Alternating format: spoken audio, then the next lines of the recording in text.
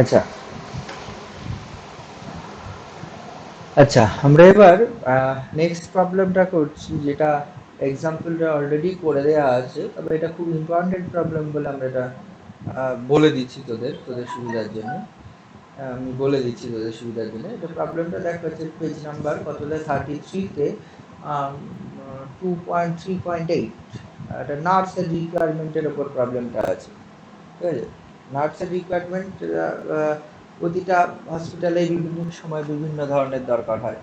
মানে ব্যাপারটা কেমন হয়, একটা হসপিটাল হোক বা নার্সিং হোম হোক, যদি তুই নার্সের ব্যাপারটা দেখিস, সকালবেলা বা দুপুর বা 10টার সময়ের দিকে বা দুপুরবেলা যে পরিমাণ নার্সের দরকার হয়, রাত 12টার সময় সেই পরিমাণ নার্সের প্রয়োজন হয় না। কারণ হচ্ছে হসপিটালগুলো চাপ বিভিন্ন সময়, মানে পেশেন্টের চাপ বিভিন্ন সময় বিভিন্ন ধরনের থাকে। ভোর 5টার সময় বা ভোরবেলা 3টের সময় যতজন নার্স দরকার হয়, আর সকাল 10টা বা 12টা বা দুপুরবেলায় অত কম বেশি, অনেক কম বেশি থাকে। এখানে একটা টেবিল আকারে বলে দিয়েছে হসপিটালটার কি পরিমাণ নার্স রিকোয়ারমেন্ট রয়েছে বিভিন্ন পিরিয়ডে। একটা টোটাল দিনকে দেখ, টোটাল 6টা ভাগে ভাগ করা আছে, 6টা পিরিয়ড করা আছে, পিরিয়ড 1 2 3 4 5 6, এবং সেটা সকাল 6টা থেকে 10টা একটা, মানে 4 আওয়ার্স স্প্যানে এক একটা করে পিরিয়ড ধরা আছে। এবার বিভিন্ন পিরিয়ডে কোন সময় কতগুলো নার্স দরকার হয় সেটা এখানে গিভেন রয়েছে। এটা এটা ধর এইখানে গিভেন রয়েছে 4 আওয়ার্স পিরিয়ডে। এখানে বলা আছে প্রথম পিরিয়ডে 10, যেটা সকাল 6টা থেকে 10টার মধ্যে 60 রয়েছে, দেন 10টা থেকে 2টোর মধ্যে 70, দেন আবার 60 50 20 30, অবভিয়াসলি রাতের যত যাবে তত নার্সের সংখ্যা কমবে। ঠিক আছে, এরকম একটা টেবিল আকারে গিভেন আছে। এবার দেখ কি বলা আছে, nurse reports to the hospital ward at the beginning of the each period. মানে এক একটা যে নার্সগুলো জয়েন করবে 6টার সময়, 10টার সময়, 2টোর সময়, এরকম নয় কেউ হচ্ছে 7টার সময় এসে ওয়ার্কে জয়েন করলে সেটা হবে না, বা 9টার সময় এসে জয়েন করলো হবে না। যে কোনো একটা পিরিয়ডের শুরুতে তাদের জয়েন করবে, বা পিরিয়ডের শেষে তারা হচ্ছে কাজ থেকে বেরিয়ে যাবে। এই দিনটাকে ভাগ করা আছে 6টা ভাগে। আচ্ছা, এখানে যেটা বলেছে যে নার্সগুলো কতগুলো, তাদের 8 আওয়ার হচ্ছে কনজিকিউটিভ আওয়ার্স থাকবে, মানে পর পর, মানে একটানা 8 ঘন্টা তারা ডিউটি করবে। একটানা কোন একটা, যে কেউ যদি সকাল 6টার সময় ডিউটিতে জয়েন করে, তাহলে সে টোটাল সকাল 6টা থেকে দুপুর 2টো পর্যন্ত ডিউটি করবে। তার মধ্যে কোনো তার মানে ছুটি পাবে, মানে এরকম হবে না 6টা থেকে 10টা পর্যন্ত করলো, দেন 2টো থেকে, এরকম হবে না, টানা 8 ঘন্টা কনজিকিউটিভ ডিউটি সে করবে। এবার বলেছে দেখ, ব্যাপারটা এরকমই না, আবার এরকমও নয় যে হচ্ছে সকাল 6টার সময় এখানে দরকার 60 জন নার্স, 60 জন জয়েন করে গেল, দেন আবার হচ্ছে সেই 60 জন চল দুপুর 2টো পর্যন্ত কাজ করলো, এখানে 10 জন আরো এক্সট্রা জয়েন করলো। এটা হচ্ছে সেরকম নয়, কারণ হচ্ছে প্রতিটা পিরিয়ডে বিভিন্ন ধরনের নার্সের রিকোয়ারমেন্ট আছে। কারণটা, যে দুপুর রাত্রিবেলা রাত 2টোর সময় যে ডিউটিতে জয়েন করবে সেই নার্সটা কিন্তু সকাল 6টার পিরিয়ড থেকে 10টা, এই 6টা থেকে 10টা সেই পিরিয়ডে সে হচ্ছে কাজটা করবে। মানে এরকম নয় হচ্ছে এই টোটাল x1, মানে 60 জনই এখানে জয়েন করবে। কারণ হচ্ছে কিছু নার্স থাকবে যারা রাত 2টোয় জয়েন করেছে, তারা হচ্ছে এই পিরিয়ডে কাজ করবে। তাহলে আমি সেইভাবেই প্রবলেমটাকে ধরে নেব, যে সকাল 6টায় কিছু নার্স জয়েন করলো, সকাল 10টায় কিছু নার্স জয়েন করলো, মানে ধরে নেব x1 নার্স জয়েন করেছে সকাল, মানে একটা ডিউটি জয়েন করেছে সকাল 6টায়, x2 সংখ্যক নার্স ডিউটি জয়েন করেছে সকাল 10টায়, তারপরে এক্স3, এরকম পর আমি সব ধরে নেব। ঠিক আছে, তো এইবার সার্চ দেখ কি হয়, যেন হচ্ছে এই প্রথম যে পিরিয়ডটা, সেখানে যেন মিনিমাম 60 জন নার্স প্রেজেন্ট থাকে, তার থেকে বেশি থাকতে পারে, যেন মিনিমাম রিকোয়ারমেন্ট বলা আছে। সিমিলারলি পরের পিরিয়ডটাই যেন হচ্ছে মিনিমাম 70 জন প্রেজেন্ট থাকে, দেন তারপরের পিরিয়ডে মিনিমাম 60 জন প্রেজেন্ট থাকে, দেন এরকম প্রেজেন্ট থাকে, তাদের মিনিমাম রিকোয়ারমেন্ট হবে। হসপিটাল তো চাইবে তার খরচটাকে কম করাতে, মানে যে সে তো যত বেশি টাকা দিয়ে আর যে নার্স জয়েন করাবে না, তাই সে তো চাইবে হচ্ছে তার কম খরচ হোক। সেই কম খরচের জন্য সে কি করবে, যে মিনিমাম রিকোয়ারমেন্ট, সব থেকে কম সংখ্যক নার্সকে এমপ্লয় করে যতটা তার কাজ উঠিয়ে নেওয়া যায় সেটা চাইবে। তাহলে আমি ধরে নিচ্ছি এরকম ভাবে প্রবলেমটাকে ফর্মুলেট করার জন্য, ধরে নিচ্ছি এরকম ভাবে, লেট x1, x2, এরকম ধরে x1, x2, x3, x6, যেহেতু 6টা পিরিয়ড আছে, এইটা ধরেছে B the number of nurses, এটা হচ্ছে B the number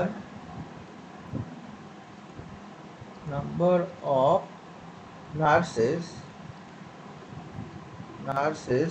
joined at the beginning at the beginning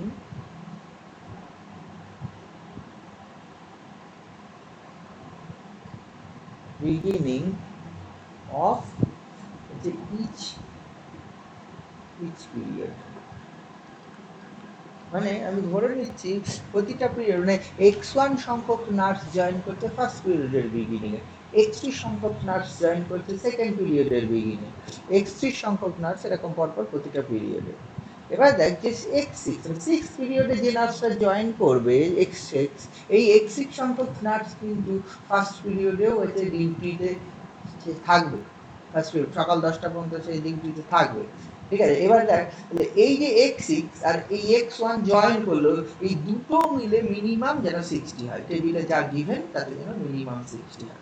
তাহলে ব্যাপারটা দেখ, তাহলে নাম্বার অফ নার্স রিকোয়ার্ড কত একটা পার ডে, তাহলে এতগুলো যদি জয়েন করে প্রতিটা পিরিয়ডে তাদের ডিউটির জন্য মানে beginning each period for their duties যদি জয়েন করে, তাহলে কি লিখতে পারবো, তাহলে লিখতে পারবো এরকম কন্ডিশন থেকে ওই প্রথম পিরিয়ডে থাকবে হচ্ছে জয়েন করেছিল x1, দ্বিতীয় পিরিয়ডে হচ্ছে x2, তৃতীয় পিরিয়ডে x3, এরকম করে x6, তাহলে total number of nurse required তাহলে কত হবে, total number of nurse required কত হবে, এই জেড যদি আমি দ্বারা ডিনোট করি সেটা আমি বলতে পারবো টোটাল নাম্বার অফ নার্স হচ্ছে x1 plus x2 plus x3 plus dot dot plus হচ্ছে x6, জেড যদি আমি ধরি এটাকেই মিনিমাইজ করতে হবে।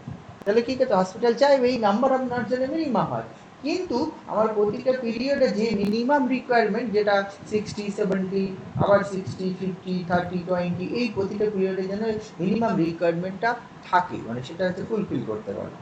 দেওয়ার পর দেখ কি হবে x1 পরিমাণ, এবার দেখ কন্ডিশনস গুলো আছে, x1 সংখ্যক যে নার্স জয়েন করেছিল ফার্স্ট পিরিয়ডে সে তো দুপুর দুটো পর্যন্ত কাজ করবে, সে তো পরপর 8 ঘন্টা কাজ করবে, সকাল 6টায় জয়েন করেছে। আবার x2 সংখ্যক নার্স জয়েন করেছে সেকেন্ড পিরিয়ডে, দেওয়ার পর এই সকাল আমি 10টা থেকে 2টোর মধ্যে কারা প্রেজেন্ট থাকবে, যারা হচ্ছে ওই সকাল 6টায় জয়েন করেছে এবং সকাল 10টায় জয়েন করেছে, তাহলে ওই সেকেন্ড পিরিয়ডে নাম্বার যে সংখ্যক নার্স প্রেজেন্ট থাকবে সেটা হচ্ছে x1 প্লাস x2। এবার দেখ x1 plus x2 minimum value কত হবে by given condition this greater equal to 70। এবার দেখ যারা x2 মানে সেকেন্ড তোর 10টার সময় জয়েন করেছে তারা তো ডিউটি করবে সন্ধ্যে 6টা পর্যন্ত, 8 ঘন্টার ডিউটি, ঠিক আছে, সন্ধ্যে 6টা পর্যন্ত যদি ডিউটি করে। এবার দেখ আবার 2টোর সময় জয়েন করেছে যে থার্ড পিরিয়ডে জয়েন করেছে এই কজন মানে x3 যে, তাহলে সেইগুলো মিলে আবার তারা সবাই থার্ড পিরিয়ডে একসঙ্গে ডিউটি করবে, তাহলে টোটাল তাহলে কত হবে, দেয়ারফর বাই কন্ডিশন এটা হবে x3 x2 plus x3 this তার মিনিমাম কত, এটা হবে 60। এরকম করে করলে পরেরটা কত হবে x3 প্লাস x4, এটা কতগুলো রয়েছে মিনিমাম রয়েছে 50, তাহলে এটা 50 হবে। তারপরটা কত পাবো, তারপরটা হবে x4 প্লাস x5, এটা গ্রেটার ইকুয়াল টু কত হবে, এটা হবে 20। আবার x5 প্লাস x6 এটা কত হবে, গ্রেটার ইকুয়াল টু তোর হয়ে যাবে 30। আর প্রথম পিরিয়ডে যারা x6 তারাও থাকবে প্লাস হচ্ছে x1, this greater equal two again 60। তাহলে ব্যাপারটা এরকম করবে, তাহলে এইগুলো কন্ডিশন আর এইটা হচ্ছে অবজেক্টিভ ফাংশন। এইগুলো কন্ডিশন, এটা যদি অবজেক্টিভ ফাংশন হয় তাহলে তোরা প্রবলেমটাকে কেমন ভাবে লিখতে পারবি, দেওয়ার পর এরকম লিখতে পারবি। আচ্ছা আমি লিখছি না, এখানেই লিখে দিই একবারে, বারবার লিখতে পারছি না। আচ্ছা এটা যেটা লিখতে হবে তাহলে কি হবে, এখানে লিখতে হবে এখানে we have to maximize Z, দেয়ারপর এইটাকে মিনিমাইজ জেড, এই mean of z equal to this subject to, therefore the given problem can be formulated mathematically as minimize z equal to this subject to these conditions and কি হয়ে যাবে, and সবগুলো হচ্ছে variable গুলো x1 x2 dot dot x6 সবার greater equal two 0, ঠিক আছে, বুঝে গেছে। এই প্রবলেমটা খুবই সোজা ছিল কিন্তু খুব ইম্পর্টেন্ট প্রবলেম, হ্যাঁ এই জন্য আমি এটা বলে দিলাম। ওকে। এবার দেখ আমরা নেক্সট প্রবলেমটা করব। নেক্সট প্রবলেমটা কোন প্রবলেমটা যেন বলছিলাম, তোরা যেন কোন প্রবলেমটা আমাকে সলভ করার জন্য বলছিলি। হ্যাঁ হ্যাঁ, না আমি বলেছিলাম করে দেবো। আমি বলেছিলাম হচ্ছে বিজনেস ম্যানের একটা প্রবলেম আছে, উদাহরণে দেখ একটা বিজনেস ম্যানের প্রবলেম আছে, ওইটা করে দেবো বলেছিলাম। এখানে উদাহরণে বিজনেস ম্যানের প্রবলেমটা, এক্সাম্পলে বিজনেস ম্যানের প্রবলেমটা যেটা করে দেওয়া আছে, সেটা একটু, এটাও খুব ইম্পর্টেন্ট প্রবলেম। এটা অনেক সময় একটু বুঝতে অসুবিধা হয় বলে আমি বলার চেষ্টা করছি শুধু। প্রবলেমটা কি আছে, প্রবলেমটা বলা আছে একটা বিজনেসম্যান আছে, বিজনেসম্যানের হচ্ছে দুটো অপশন আছে, তার কিছু পরিমাণ টাকা রয়েছে, সেটা হচ্ছে দুটো অপশন বা দুটো প্ল্যান রয়েছে, সেটা ইনভেস্ট করতে পারে। কি রয়েছে? Plan A and plan B. Plan A সম্বন্ধে বলা রয়েছে, প্ল্যান এ তে তার কি পরিমাণ ইন্টারেস্ট সে কি পায় না পায় সব বলা রয়েছে, আর প্ল্যান বির জন্য তার সব কিছু বলা রয়েছে। প্ল্যান এ তে যেটা বলা রয়েছে, প্ল্যান এ তে কি বলা রয়েছে, প্ল্যান এ তে গ্যারান্টিজ রুপিস যদি 1 টাকা ইনভেস্ট করে 70 পয়সা 70 পয়সা ইন্টারেস্ট পায়। মানে 1 টাকা যদি ইনভেস্ট করে প্ল্যান এতে রাখে, তাহলে আফটার 1 ইয়ার হচ্ছে তার হচ্ছে কত হচ্ছে 70 পয়সা ইন্টারেস্ট পাচ্ছে। 70 পয়সা ইন্টারেস্ট পাওয়া মানে তার কেউ যদি 1 টাকা ইনভেস্ট করে 1 বছর পরে তার টোটাল টাকাটা 1 টাকা 70 পয়সা হবে। আর যদি প্ল্যান বি তে ইনভেস্ট করে, তাহলে তার 1 বছর পরে কি দাঁড়াচ্ছে, তার 1 বছর পরে সেটা তোর ইনভেস্টমেন্ট দাঁড়াচ্ছে হচ্ছে কত, 1 বছর পরে না, প্ল্যান বি টা যেটা বলা আছে 2 ইয়ার্স এর জন্য হচ্ছে ইনভেস্ট হবে। কি বলেছে, 1 টাকা ইনভেস্ট করলে তার ইন্টারেস্ট পাবে হচ্ছে 2 টাকা। মানে কিন্তু প্ল্যান বি এন্ড এর মধ্যে ব্যাপার আছে, প্ল্যান বি টাতে মানে 2 বছরের জন্য ইনভেস্ট করা যাবে, প্ল্যান এটাতে 1 বছরের জন্য। এরকম নয় প্ল্যান বি তে 1 টাকা ইনভেস্ট করলাম, এই টাকাটা 1 বছর পরে তুলে নিতে পারবে, এটা করা যাবে না। দুটো প্ল্যান একটা বিজনেসম্যানের কাছে, একটা হচ্ছে প্ল্যান এ, প্ল্যান এটা হচ্ছে পার ইয়ার সেটা ম্যাচিওর করে যাবে, আর প্ল্যান বি টা আফটার 2 ইয়ার্স ম্যাচিওর করবে। প্ল্যান বি থেকে টাকা 1 বছর পরে ইচ্ছে করলেও সে তুলতে পারবে না। প্ল্যান এ তে 1 বছরের জন্য যদি টাকা রাখে, 1 টাকা রাখলে তার টোটাল টাকাটা পায় 1 টাকা 70 পয়সা। প্ল্যান বি তে 1 বছরের জন্য যদি টাকা রাখে, তাহলে টোটাল টাকাটা পায় হচ্ছে হচ্ছে 3 টাকা। কারণ হচ্ছে 2 টাকা ইন্টারেস্ট পাবে, 2 টাকা ইন্টারেস্ট পাবে, টোটাল টাকাটা পাবে হচ্ছে 3 টাকা। এবার কি করেছে, the problem is how to invest 10,000 rupees in order to maximize the earning at the end of 3 years. 3 বছরের শেষে তার টোটাল ইনকামটাকে ম্যাক্সিমাইজ করার জন্য সে কোথায় কত টাকা ইনভেস্ট করবে, তার 10,000 টাকা আছে, কোথায় কত টাকা ইনভেস্ট করবে, বলে formulate the problem as a linear programming model. বোঝা গেছে প্রবলেমটা? প্রবলেমটা না বোঝার কিছু নেই, প্রবলেমটা একটা 10,000 টাকা রয়েছে, এটা দুটো জায়গায় ইনভেস্ট করবে। এখানে রেস্ট্রিকশন রয়েছে কি, মানে হচ্ছে যে কোনো একটা প্ল্যানে, এ প্ল্যানে ইনভেস্ট করলে 1 বছর পরেই টাকাটা তুলতে পারবে, বি প্ল্যানে ইনভেস্ট করলে 2 বছর পরেই টাকাটা ইনভেস্ট করতে পারবে। এবার দেখ, কোম্পানি যে ইনভেস্ট করবে বিজনেসম্যান, তার কাছে বলা আছে ক টাকা রয়েছে, 10,000 টাকা। 10,000 টাকা আমি ধরে নিচ্ছি, 10,000 টাকার মধ্যে x1 পরিমাণ টাকা সে ইনভেস্ট করছে প্ল্যান এতে, আমি ধরে নিচ্ছি তার হচ্ছে টোটাল অ্যামাউন্ট রয়েছে 10,000, এটা 10,000 রুপিস। 10,000, এই 10,000 এর মধ্যে দুটো প্ল্যান আছে তার। এই প্রথম এ প্ল্যানে সে ইনভেস্ট করলো ধরে নিলাম x1 টাকা, x1। আর প্ল্যান বি তে সে ইনভেস্ট করলো, প্ল্যান বি তে সে ইনভেস্ট করলো হচ্ছে সে ইনভেস্ট করলো x2। এই প্ল্যান এ ইনভেস্ট করলো x1, প্ল্যান বি তে ইনভেস্ট করলো x2। আচ্ছা, x1 টাকা 1 টাকা ইনভেস্ট করলে প্ল্যান এ তে সে 1 বছর পরে টাকা কত ফেরত পায়, 1 বছর পরে পায় 1 টাকা 70 পয়সা। মানে প্ল্যান এ তে আফটার 1 ইয়ার এই x1 টাকাটা বেড়ে গিয়ে কত হয়ে যাবে, 1.7x1। আমি ধরে নিই x1 টাকা ইনভেস্ট করেছে, ঠিক আছে তো? আর প্ল্যান বি তে যে দিয়েছে ইনভেস্ট করে 1 বছর পরে তার কিছু হবে না, তাহলে কত বছর পরে হবে, 2 বছর পরে হবে। আমি এটা এই লেন্থ দিয়ে বোঝানোর চেষ্টা করি। প্ল্যান বি থেকে তার 3x2 টাকা, তার টোটাল টাকাটা x2 টাকাটা 3x2 পরিমাণ হয়ে যাবে। এবার দেখ, 10,000 টাকার মধ্যে সে ইনভেস্ট করেছিল এখানে x1, এখানে x2। তাহলে x1 আর x2 টাকাটা যে ইনভেস্ট করেছে এই টোটাল দুটো যোগফল ম্যাক্সিমাম হলো 10,000 টাকা, তার বেশি হবে না।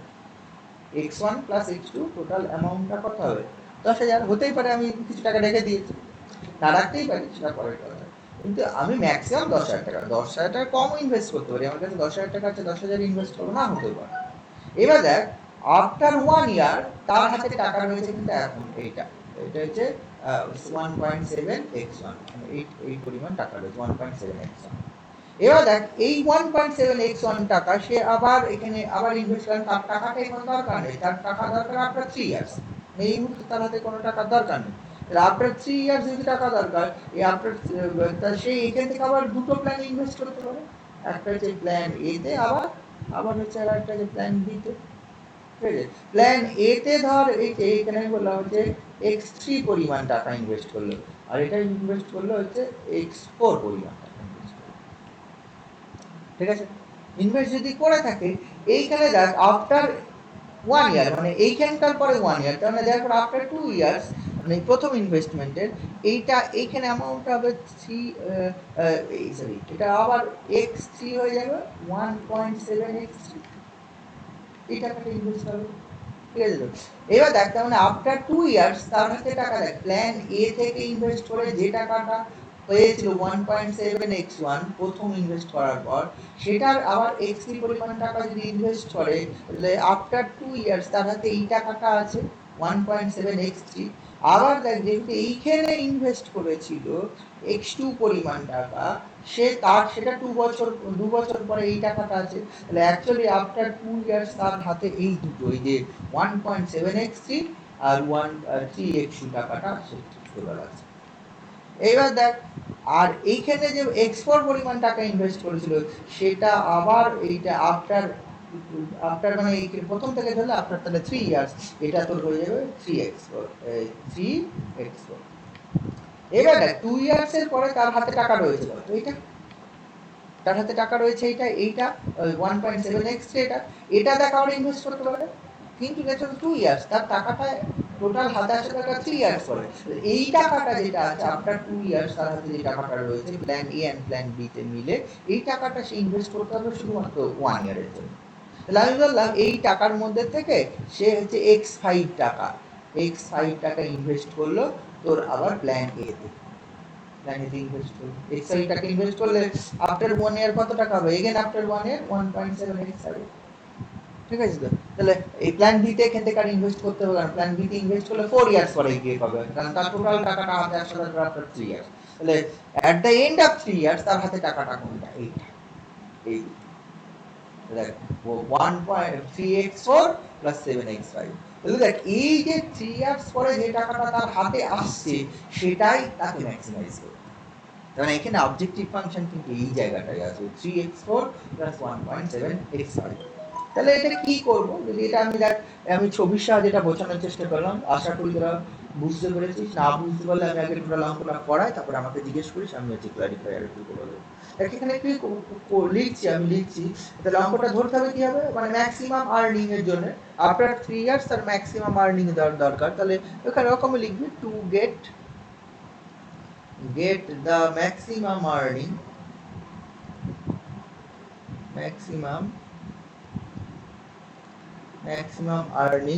the businessman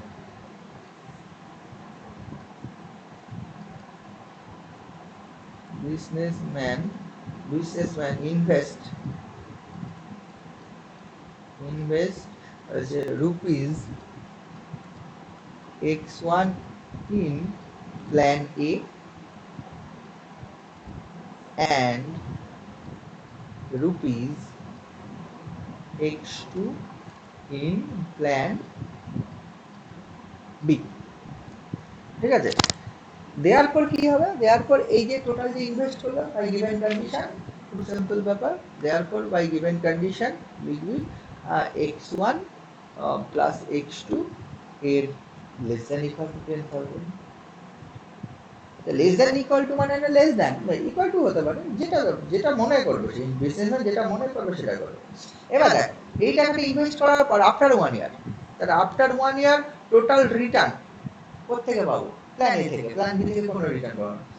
therefore কি হবে after 1 year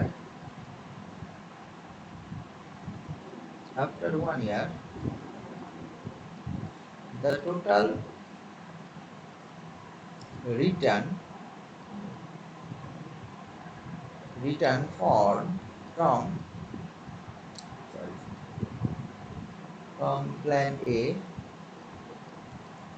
is কত হবে প্ল্যান এ থেকে রিটার্ন হয়ে যাবে হচ্ছে টোট 1.7 এবার কি করবে এবার হচ্ছে এই 1.7x1 এর মধ্যে সে আবার কিছু টাকা প্ল্যান এ আর কিছু টাকা প্ল্যান বি তে ইনভেস্ট করতে পারবে ঠিক আছে তো 1.7x1 এর মধ্যে আমি ধরে নিচ্ছি from rupees 1.7x1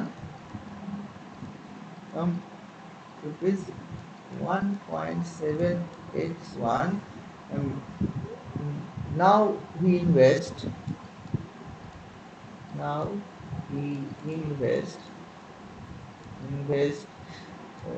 rupees x3 in plan A and rupees x4 in plan B এটা আমি ধরে নিলাম x4 ইউনিট প্ল্যান A তে x এটা প্ল্যান B তে হচ্ছে এই ইউনিটটা ইনভেস্ট করব তাহলে দেখ প্ল্যান এ তে যেটা ইনভেস্ট করবে আবার পর নেক্সট ইয়ারে সে পাবে রিটার্ন পেয়ে যাবে আর প্ল্যান বি তে যেটা ইনভেস্ট করবে সেটা 2 ইয়ার্স পরে ইনভেস্ট হবে তাহলে দেখ এখানে 1 ইয়ার পরে তার হাতে রিটার্ন আসছে 1.7x আর প্রথমে যে x2 ইউনিট সে ইনভেস্ট করেছিল ছবিটা দেখ দেখলে বুঝতে প্রথম x2 ইউনিট যে ইনভেস্ট করেছিল সেখানে তাহলে টোটাল রিটার্ন আফটার 2 ইয়ার্স তাহলে এখানে কি হবে টোটাল রিটার্ন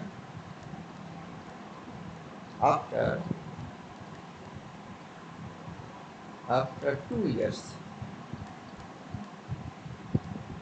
এর কথা তো is rupees তোর হচ্ছে 1.7x3 plus 3x2 এটা আচ্ছা এইখানে যে 1 পয়েন্ট তোর হচ্ছে এই যে এইখানে সরি এখানে একটা লাইন লিখতে হতো যে হচ্ছে এই যে x3 রুপিস আমি ইনভেস্ট করলাম প্ল্যান এ তে x4 রুপিস ইনভেস্ট করলো প্ল্যান বি তে সেটা কত টাকা সেটা 1.7x1 টাকা দেয়ারপর এখানে কন্ডিশনটা চলে আসবে x3 plus x4 this lesser equal to 1.7x1 একটা কন্ডিশনটা পাবো কারণ হচ্ছে তাদের হাতে এই টাকাটা ছিল তার মধ্যে ইনভেস্ট হলো দেয়ারপর এখানে একটা রেস্ট্রিকশনস আমি পেয়ে যাব এবার আফটার 2 ইয়ার্স তার রিটার্ন আসলো কত তাহলে 2 বছর পরে তার হাতে এই অ্যামাউন্টটা টাকা রয়েছে এবার এই টাকাটা সে কি ইনভেস্ট করবে প্ল্যান এ তেই করতে পারবে কারণ প্ল্যান বি তে শেয়ার করতে পারবে ঠিক আছে স্যার কারণ প্ল্যান বি তে করলে আবার 2 ইয়ার্সের জন্য টাকাটা আটকে যাবে তার টাকাটা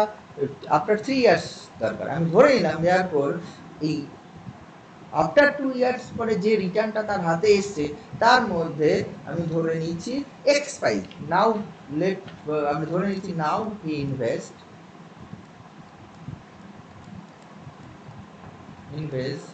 rupees x5 in plan A মানে x5 টাকা সে হচ্ছে প্ল্যান এ তে ইনভেস্ট করলো তাহলে প্ল্যান এ তে যদি x5 টাকা ইনভেস্ট করে দেয়ারপর সেটাতে এই অ্যামাউন্টের মধ্যে x5 তাহলে দেয়ারপর বাই গিভেন কন্ডিশন কি হবে দেয়ারপর by x5 this less than equal to 1.7x3 plus 3x2 এই কন্ডিশনটা হবে এবার x5 টাকা দিয়ে ইনভেস্ট করলো আফটার 1 ইয়ার তার হাতে সেটা আবার রিটার্ন হয়ে কত ফিরে আসবে সে রিটার্ন হয়ে ফিরে আসবে এটাকে 1.7x5 আচ্ছা এইটা হলো 1.7x5 আর এইখানে যেটা ওই 1.7x1 রুপিস একটা টাকা ছিল 1.7x1 সেটা আবার এক্সপোর্ট রুপিস ইনভেস্ট করেছিল প্ল্যান বি তে এক্সপোর্ট রুপিস প্ল্যান বি তে ইনভেস্ট করেছিল সেটা করার জন্য তার হাতে আবার একটা অ্যামাউন্ট এখানে পেয়েছে আফটার 3 ইয়ার্স টোটাল অ্যামাউন্ট ঠিক আছে তো আফটার 3 ইয়ার্স কি হয়ে যাবে টোটাল আর্নিং বা টোটাল রিটার্ন যাই বল না কেন তাহলে after 3 years therefore after 3 years the total earning by return ball return কত হবে রুপিস এইটা যে 3x4 plus 1.7x5 এই টাকাটা 3 ইয়ার্স পরে টোটাল আর্নিং বা রিটার্ন, তাহলে কি হবে অবজেক্টিভ ফাংশনটা কি হবে, এটাকেই ম্যাক্সিমাইজ করতে হবে। দেয়ারফর যদি আমরা কনসিডার করি z equal to this, if we consider z equal to 3x4 plus 1.7x5, therefore কি হবে, therefore we have to maximize z, have to maximize z, maximise z, তাহলে z কে ম্যাক্সিমাইজ করতে হবে, z কে ম্যাক্সিমাইজ করতে হবে উইথ কন্ডিশনস গুলো কি আসবে, ওই যে কন্ডিশনস গুলো অলরেডি পেয়েছি, ঠিক আছে। therefore the given problem can be formulated as, আমরা এভাবে লিখতে পারি, therefore the given problem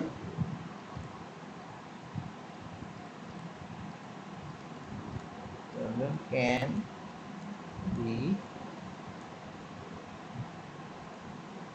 formulated as, কিভাবে ফর্মুলেট করা যাবে, ম্যাক্স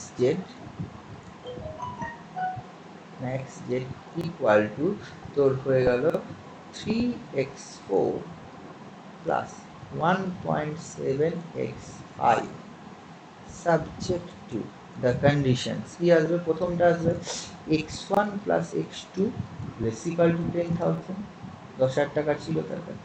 তারপরেরটা আসবে কত, তারপরে আছে x3 plus x4 this less equal to 1.7x1, আর তারপরটা কত আছে x5 করেছিল, x5 less equal to 1.7x3 plus 3x2, where কত x1 x2 x3 x4, where xi and xi greater equal to 0 for I, all I equal to 1 2 3 4 and 5. This is the formulation, ঠিক আছে, বোঝা গেছে, ওকে।